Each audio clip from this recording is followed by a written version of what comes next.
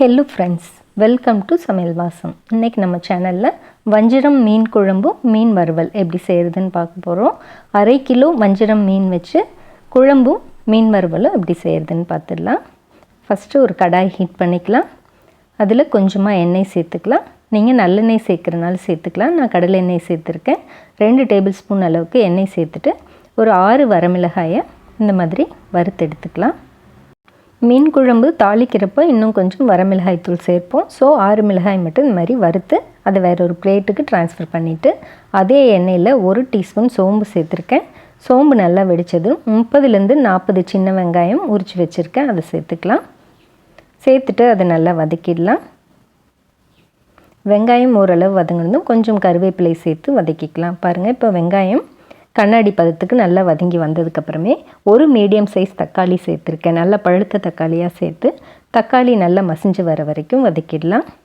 தக்காளி நல்லா மசிஞ்சு வந்ததுக்கப்புறமே 1/2 மூடி தேங்காய் சேர்த்துருக்கேன். டேபிள் ஸ்பூனில் எடுத்திங்கன்னா 10 டேபிள் ஸ்பூன் அளவுக்கு தேங்காய் சேர்த்துக்கோங்க. துருவின தேங்காய் சேர்த்து 1 நிமிஷம் வதக்கிட்டு ஸ்டவ் ஆஃப் பண்ணிடலாம். அந்த ஹீட்டுக்கு அந்த தேங்காய் நல்லா வதங்கிடும். இது 1/2 கிலோ வஞ்சிரம் மீன். வஞ்சிரம் மீன் நல்லா பெருசாக இருக்குது. 6 பீஸ் கிடச்சிருக்கு. ஸோ நான் 4 பீஸை ஃபிஷ் ஃப்ரை ஆஃப் பண்ணிவிட்டு 2 பீஸ் மட்டும் குழம்பு செய்ய போகிறேன். இது 4 பேர் இந்த குழம்பு சாப்பிட்லாம்.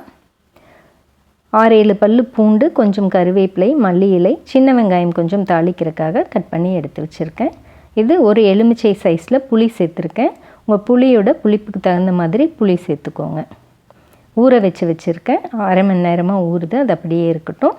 இப்போ ஃபிஷ் ஃப்ரைக்கு மசாலா ரெடி பண்ணிடலாம். ஒரு பவுலில் 1 டேபிள் ஸ்பூன் அளவுக்கு கார்ன்ஃப்ளவர் சேர்த்துருக்கேன். 1/4 டீஸ்பூன் மஞ்சள் தூள், 3/4 டீஸ்பூன் காஷ்மீரி சில்லி பவுடர் சேர்த்துருக்கேன். கலர் பவுடர் எதுவும் சேர்க்க போகிறதில்ல. ஸோ காஷ்மீரி சில்லி பவுடர் சேர்த்துட்டு 1/4 டீஸ்பூன் வரமிளகாய் தூள், 1/2 டீஸ்பூன் மல்லித்தூள், 1/4 டீஸ்பூன் கரம் மசாலா, 1/2 டீஸ்பூன் வீட்டில் அரைச்ச குழம்பு மிளகாய் தூள், தேவையான அளவு உப்பு சேர்த்துக்கலாம். 1/2 டேபிள் ஸ்பூன் இஞ்சி பூண்டு பேஸ்ட் சேர்த்துக்கலாம். 1/2 டேபிள் ஸ்பூன் லெமன் ஜூஸ் சேர்த்துக்கலாம். 1 டேபிள் ஸ்பூன் நல்லெண்ணெய் சேர்க்குறேன். நீங்கள் நார்மல் குக்கிங் ஆயில், தேங்காய் எண்ணெய் எது வேணாலும் சேர்த்துக்கலாம். சேர்த்துட்டு இதை நல்லா மிக்ஸ் பண்ணிடலாம். கூடவே 1 டேபிள் ஸ்பூன் தண்ணி சேர்த்து அதை நல்லா மிக்ஸ் பண்ணி எடுத்துக்கலாம். பாருங்கள், இந்த மாதிரி இருக்குது. ரொம்ப திக்காக இருக்குது. இது போல் வச்சோம்னா ஃபிஷ்ஷில் இருந்து இந்த மசாலா தனியாக பிரிஞ்சு வந்துடும். ஸோ இன்னொரு டேபிள் ஸ்பூன் தண்ணி சேர்த்துட்டு அதை நல்லா மிக்ஸ் பண்ணி எடுத்துக்கலாம்.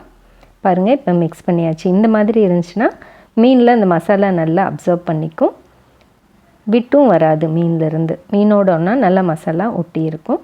இப்போ மீனில் மசாலாவை கோட் பண்ணிடலாம். இந்த பக்கம் கொஞ்சம் வச்சுட்டு எல்லா பக்கமே நல்லா கைகளால் நல்லா தேய்ச்சி விட்டிங்கன்னா மசாலா நல்லா அப்சர்வ் பண்ணிக்கும் ஃபிஷ்ஷு. அதே போல் அந்த சைடும் திருப்பி வச்சுட்டு மீதி இருக்க மசாலா சேர்த்திங்கன்னா கரெக்டாக இருக்கும். 4 பீஸ்க்கு நம்ம சேர்த்த அளவு வந்து கரெக்டாக இருந்துச்சு. ஸோ இதை நல்லா அப்ளை பண்ணி விட்டுடலாம்.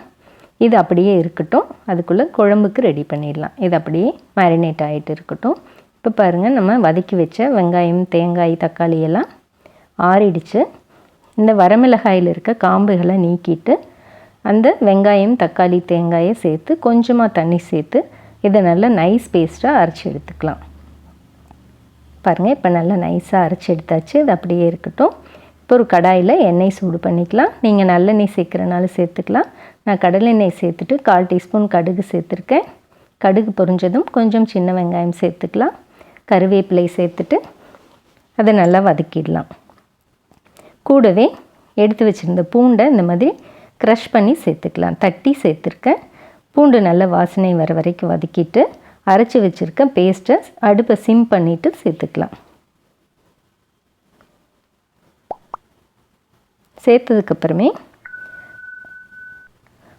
3/4 டீஸ்பூன் காஷ்மீரி சில்லி பவுடர், கலருக்காக தான் சேர்த்துருக்கேன். அது இல்லை அப்படின்னா நார்மல் வரமிளகாய் தூள் உங்கள் காரத்துக்கு தகுந்த மாதிரி சேர்த்துக்கோங்க. நான் 1/2 டீஸ்பூன் நார்மல் வரமிளகாய் தூள் சேர்த்துருக்கேன். கூடவே 2 டீஸ்பூன் மல்லித்தூள் சேர்த்துருக்கேன்.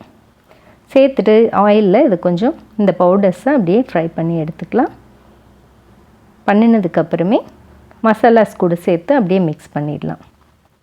நீங்கள் முன்னாடியே பவுடர்ஸை போட்டு ஆயிலில் மிக்ஸ் பண்ணிவிட்டு அதுக்கப்புறமே கூட மசாலா சேர்த்து இது போல் மிக்ஸ் பண்ணிடலாம். சிம்மில் தான் இருக்குது ஸ்டவ். ஒரு நிமிஷத்துக்கு நல்லா வதக்கிடுங்க. இப்போது ஜாரில் அலசி கொஞ்சமாக தண்ணி சேர்த்து அதை நல்லா மிக்ஸ் பண்ணிவிட்டு மூடி வச்சு 3 நிமிஷம் கொதிக்க விடலாம். அதுக்குள்ளே ஊறி இருக்கிற புளியை கரைச்சி எடுத்து வச்சுக்கலாம். பாருங்கள், இப்போ 3 நிமிஷம் நல்லா கொதிச்சிடுச்சு. மசாலா பவுடர் சுடர் ஸ்மெல்லாம் போகியிருக்கும். இந்த ஸ்டேஜில் கரைச்சி வச்சுருக்க புளியை சேர்த்துக்கலாம். புளி ரொம்ப புளிப்பு வேணும்னா நீங்கள் அதுக்கு தகுந்த மாதிரி புளி சேர்த்துக்கோங்க. கூடவே இன்னும் கொஞ்சம் தண்ணி சேர்த்து நல்லா மிக்ஸ் பண்ணிடலாம். பார்க்குறதுக்கு தண்ணி மாதிரி இருந்தாலும் கொதிச்சு வர்றப்ப திக்காக இருக்கும் குழம்பு. குழம்புக்கு தேவையான அளவு உப்பு சேர்த்துட்டு அதை நல்லா மிக்ஸ் பண்ணி விட்டு இப்போ மூடி வச்சிடலாம். ஒரு 10 நிமிஷம் நல்லா கொதிக்க விடலாம். பாருங்கள், இப்போ 10 நிமிஷம் நல்லா புளி மசாலா எல்லாம் சேர்ந்து கொதிச்சிருக்கு. இப்போது நீங்கள் உப்பு செக் பண்ணிவிடுங்க. இன்கேஸ் உப்பு பத்தலை அப்படின்னா கூட நீங்கள் இன்னும் கொஞ்சம் உப்பு சேர்த்து நல்லா கொதிக்க விடலாம். இன்னொரு 5 நிமிஷம் மூடி வச்சு கொதிக்க விடலாம். பாருங்கள், இப்போ நல்லா கொதிச்சிடுச்சு. குழம்பு நல்லா திக்காக ஆரம்பிச்சிருச்சு. இப்போ சிம் பண்ணிவிட்டு கழுவி எடுத்து வச்சுருக்க ஃபிஷ்ஷை சேர்த்துடலாம். நான் 2 மீன் தான் சேர்க்க போகிறேன். பெருசாக இருக்குது, ஸோ சின்ன சின்ன பீசஸாக ஒன்று கட் பண்ணி சேர்த்துருக்கேன். இது 4 பேர் சாப்பிட்லாம் இந்த குழம்பு தாராளமாக. சிம் பண்ணிவிட்டு தான் மீனை சேர்க்கணும். சேர்த்துட்டு மூடி வச்சு சிம்லேயே 5 நிமிஷம் வேக விடுங்க. இப்போ பாருங்கள், எண்ணெய் தெளிஞ்சு மீன் குழம்பு சூப்பராக ரெடி ஆகிடுச்சு. அப்படியே மீன்களை திருப்பி விட்டுட்டு ஸ்டவ் ஆஃப் பண்ணிவிட்டு கொஞ்சம் மல்லி இலை தூவிட்டிங்க அப்படின்னா அருமையான வஞ்சிரம் மீன் குழம்பு ரெடி ஆகிடும். மீன் குழம்பு வச்ச உடனே சாப்பிட்றத விட மார்னிங் வச்சுட்டு ஒரு 2-3 ஹார்ஸ் கழித்து சாப்பிட்டோம் அப்படின்னா ரொம்ப ரொம்ப டேஸ்ட்டாக இருக்கும். கண்டிப்பாக நீங்களும் செஞ்சு பாருங்கள். இப்போ ஃபிஷ் ஃப்ரையை பார்த்துடலாம். ஃபிஷ் நல்லா மேரினேட் ஆகிடுச்சு. இப்போது ஒரு தோசை தவாவை நல்லா ஹீட் பண்ணிக்கலாம். தவா ஹீட் ஆனதும் கொஞ்சமாக ஆயில் சேர்த்துட்டு ஆயில் சூடானதும் நான் 4 பீஸ் தான் வஞ்சிரம் ஃபிஷ் வச்சுருக்கேன். ஸோ 4ஐயும் ஒரே டைமில் ஃப்ரை பண்ணி எடுத்துக்கலாம். இந்த மாதிரி சேர்த்துட்டு சைடில் கொஞ்சம் ஆயில் விட்டுக்கலாம். மீடியம் ஃப்ளேமில் வச்சு 2 நிமிஷம் குக் ஆனதுக்கப்புறமே ஃபிஷ்ஷை திருப்பி விட்டுடலாம். பொதுவாகவே ஃபிஷ் ரொம்ப நேரம் தேவைப்படாது ஃப்ரை ஆக. ஸோ 2 நிமிஷம் இந்த பக்கம் விட்டு அந்த பக்கம் 2 நிமிஷம் ஃப்ரை பண்ணிவிட்டு எடுத்துடலாம். இப்போ பாருங்கள், அருமையான வஞ்சிரம் மீன் வறுவல் ரெடி ஆகிடுச்சு. ரொம்ப ரொம்ப டேஸ்ட்டாக இருக்கும். நம்ம டீப் ஃப்ரை பண்ணுறதை விட இந்த மாதிரி தோசை தவாவில் வச்சு ரோஸ்ட் பண்ணி பாருங்கள். ரொம்ப டேஸ்ட்டாகவும் இருக்கும், ஹெல்த்தியான ஃபுட்டாகவும் இருக்கும். கண்டிப்பாக ட்ரை பண்ணி பாருங்கள். தேங்க்யூ.